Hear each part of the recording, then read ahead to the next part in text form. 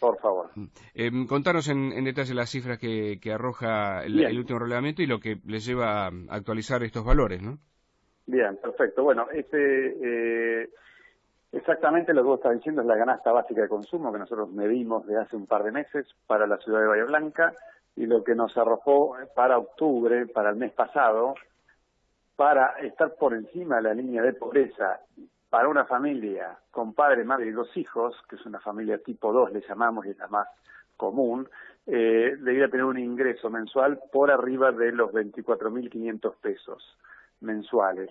Básicamente lo que mide la línea de pobreza tiene que ver con el consumo de kilocalorías mínimos por integrante de la familia diarios, ¿no? Kilocalorías diarios. Y nosotros medimos 58 productos de alimentos y bebidas de consumo básico, más vestimenta, transporte, educación, etcétera. Eso nos da que una familia debería tener un ingreso arriba de los 24.000 pesos para poder estar por la línea de pobreza. La otra cuestión que nosotros también medimos, que es la línea de indigencia, y ahí básicamente consideramos los 58 artículos de necesidades básicas del capítulo 1 de nuestro índice de precios al consumidor, que es alimentos y bebidas. Ahí debiera tener un ingreso un poquito superior a los 10.000 pesos mensuales para el mismo tipo de familia. Es decir, no estando por encima de esos 10.000 pesos, tendrían problemas los integrantes, digamos, gravemente en cuanto a la nutrición. Esos son los 2 valores que nosotros hemos publicado, y la variación mensual de estas 2 canastas ha sido prácticamente similar y cercanos al 10%, lo cual es superior a nuestro índice de precios de octubre, que fue del 6%. Y uno dirá, ¿por qué ocurrió esto? Y básicamente porque los bienes primarios o los de consumos básicos son los que están siendo más golpeados a la hora de las distintas devaluaciones que hemos sufrido, y obviamente lo que nosotros también consideramos que es la variación de los precios mayoristas, que han sido muy superiores a los minoristas, y es lo que termina después impactando los precios de nuestros productos básicos. Quiere decir que el movimiento en ese rubro es mucho más, o por lo menos a octubre era bastante más intenso que el resto de los rubros que complementan, en particular la primer canasta que mencionabas. Claro, exactamente. Es decir, aquellas familias que tienen un ingreso de este estilo o menor, digamos, aquellas que no pueden tener un ingreso alto o medio, son los que sufren en carne propia el no poder consumir productos de primera necesidad, más que nada. Y eso está asociado siempre a lo que es pobreza, o en la que, digamos, aquella gente o familia que está más marginada es la que cuesta lamentablemente tener este tipo de ingresos mensuales, y son las que no terminan alimentándose como corresponden, o no pueden trasladarse digamos, a un colegio o hacer una actividad física porque no tienen los recursos. Digamos, son las personas que más sufren, y en este contexto económico de una recesión tan profunda, es lo que uno termina observando más cercanamente. Y eso, con respecto a en meses anteriores, el alza que tuvo de septiembre a octubre, ¿se puede hacer una comparación? Si, digamos, marcaba todavía un ritmo acelerado, es decir, un envión importante.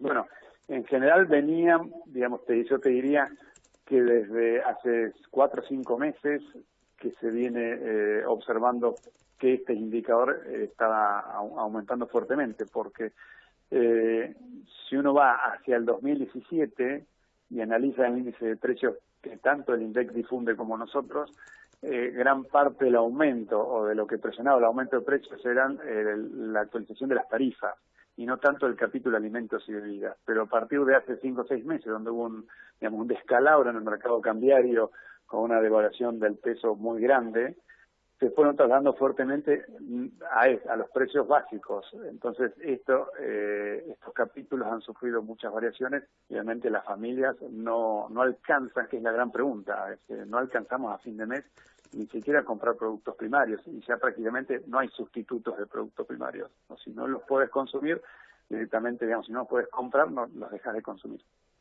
Pero básicamente venía observando los últimos meses con un problema que fue el índice de precios mayorista, publicado por el INDEC en septiembre, con un aumento escalofriante del 16%.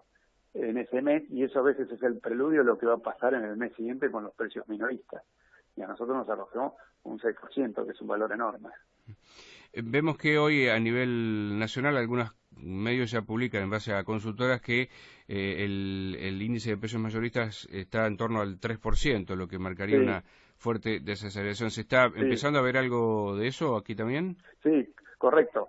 Ayer lo publicó el INDEC y tuvo una variación de un poquito más del 3%, lo cual es una buena noticia porque el 16 había sido tremendamente alto y al ser el 3% uno nos da un poco de respiro. De todas formas, un 3%, lo que pasa es que estamos acostumbrados a valores muy altos, un 3% sigue siendo alto, lo que pasa es que el septiembre fue excepcional, pero que sea el 3% significa que, bueno, digamos, noviembre no debiera ser tan alto. Además, eso también tiene que ver con o sea, la dificultad de trasladar el aumento de precios al consumidor final o al sector minorista.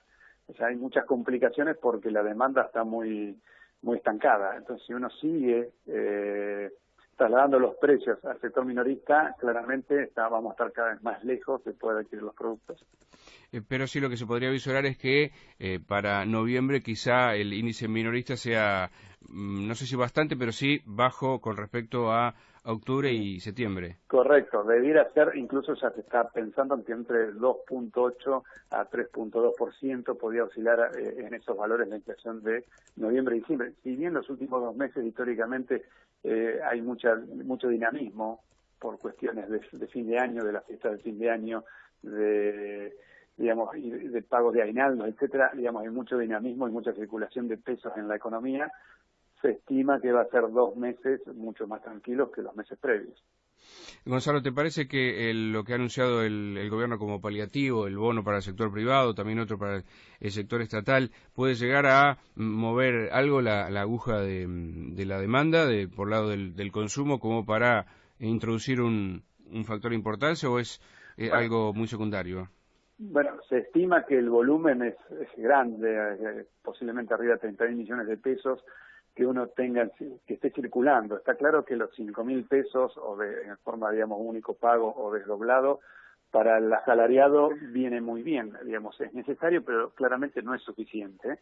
Pero es algo que de cobrarlo, porque incluso hay pymes que estarían con ciertas dificultades para poder enfrentarlo, pero de que esto ocurra, en su gran mayoría, es pesos que van a estar en la calle, claramente, porque, digamos, para un individuo depende obviamente de la familia, no son valores muy altos, pero no lo van a estar guardando, claramente lo van a estar inyectando al mercado, puede haber algún dinamismo en ese sentido. De todas formas, desde el lado de la pyme, y dependiendo de la pyme y el tamaño que tenga, desembolsar 5.000 pesos en función de la cantidad de empleados, si una pyme tiene 20, 30, 40 empleados, va a tener cierta dificultad en poder enfrentarlo, sobre todo cuando no tiene caja.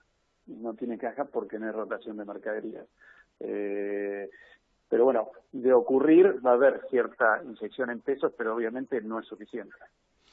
Gonzalo, como siempre, un agradecimiento por el contacto con la radio. Por favor, gracias por la llamada. Adiós. Saludos, adiós. El magíster Gonzalo Semilla, economista jefe del Centro Regional de Estudios Económicos de Bahía Blanca, el CREIBA, que ha actualizado con los valores de inflación de octubre sus 2 canastas, las que mide mes a mes para marcar niveles de pobreza e indigencia en Bahía Blanca. Además es profesor adjunto en la Universidad Provincial del Sudoeste. Y complementamos con lo que mencionamos también en nuestro repaso, y ya también ligado con lo último que hablamos con Gonzalo respecto de lo que se viene ahora, los que puedan tenerlo el bono, hay que ver si en cuotas, de qué monto, que va a estar también superpuesto o bastante cercano al pago de la segunda cuota del aguinaldo, y llega en un momento en el que ya se han visto las góndolas de los supermercados pobladas de los típicos productos de consumo para las fiestas. Y Consumidores Libres, la ONG que encabeza el ex diputado nacional Héctor Polino, difundió